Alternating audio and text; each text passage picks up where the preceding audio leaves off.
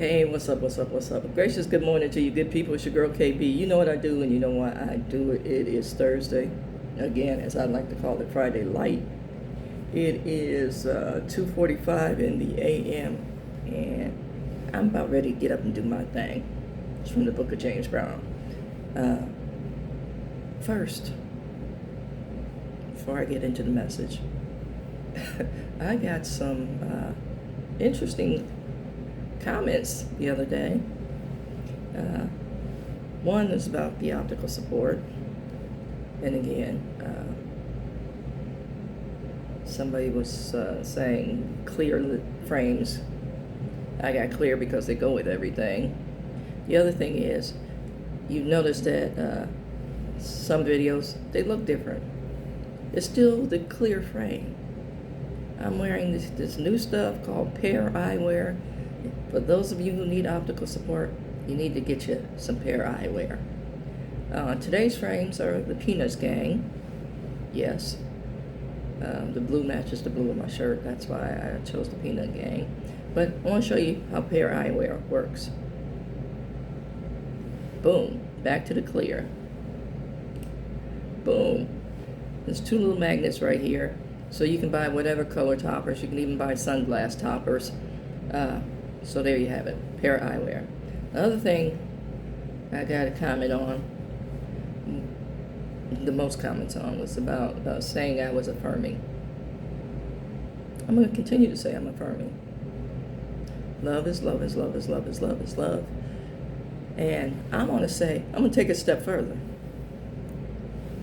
I'm going to say that I'm affirming because that kind of love that stands 10 toes down in the face of the world with people with no connection or context feel like they can comment on, but you stand firm and fast in who you're with and what you believe. I'm all for you because you're loving hard and you're loving against all odds. Now, there you have it. I'm affirming. Now, getting to my message, which is about love. You've heard me say the more I study about it, the more I realize I am operating at a serious deficit. You know, I realize that my love is so inadequate. You know, when you hold it up to the definition of what love is, even by just the scripture itself, 1 Corinthians 13, even by the scripture itself, it's woefully inadequate. Love is patient. I ain't always patient. Love is kind. I'm not always kind. Hopes all things, endures all things. Yeah. You know, doesn't hold grudges.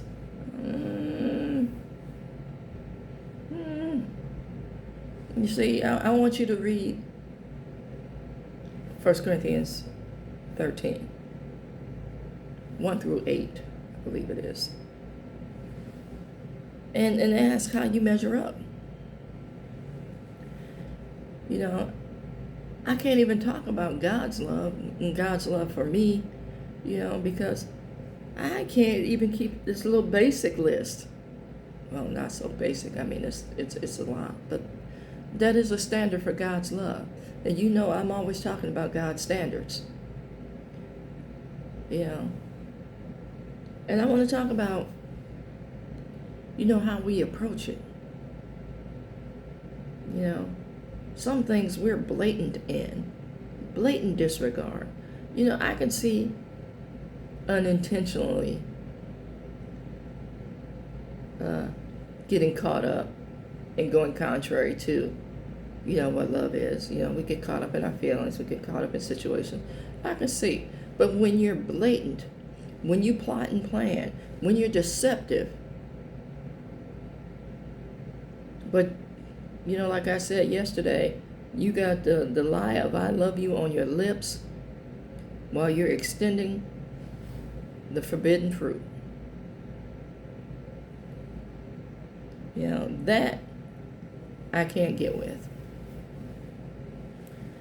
Yeah, and I think about, how we get upset and, have a falling out with somebody.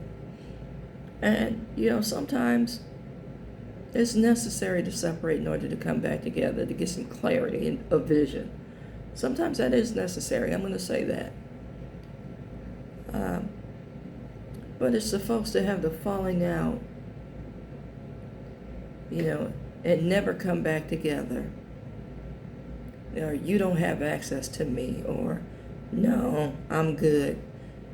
That's because somebody has called you on your stuff and you are avoiding accountability, or somebody saw you for who you really were, but they're still willing to love you. But you don't forgive you, or, it's like, oh I've been exposed. My facade has been torn down. They saw the real me. I can't go back. That's a shallow kind of love. That's a world's kind of love. Again, it's that I love you with a lie on my lips kind of love. I want you to think, about how you interpret 1 Corinthians 13 and how you, and when I say you, I'm going to say me as well, talk about it, but struggle to be about it. I want you to explore what that's about. I want to explore what has your ear, what has your mind, what's the draw to pull you away from that kind of love. Because there's some people out here who truly love us. There's some people out here who really show up for us. And, we missed the lifeline. We missed the rescue boat because we're looking for something on a grander scale that's never going to come. Because we are not faithful. Love and fidelity go together. First and foremost, fidelity to God and His Word, His standard. Then to whoever floats your goat. I know it's float your boat, but yeah, you get what I'm saying. And with the love of God, I want you to think about this, because you've heard me say this before. The love of God is that strand that holds everything together. And that love of God should be, let me say should be again, the commonality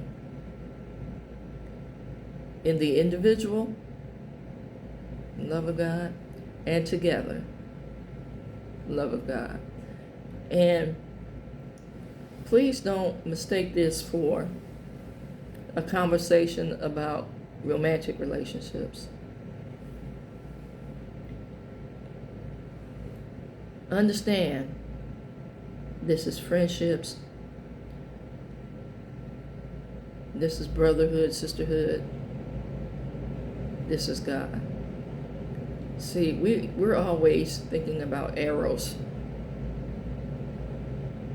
which is that romantic, physical kind of love. And we forget about agape and phileo. Agape, God's love. Phileo, brotherhood. And storge, it's a familiar, family kind of love. That you family now, We forget about all those because we go straight to eros. Because we're creatures of feeling. Think about this. I want you to think about this until the weekend. And then I'm going to share my feedback that I get based on this topic.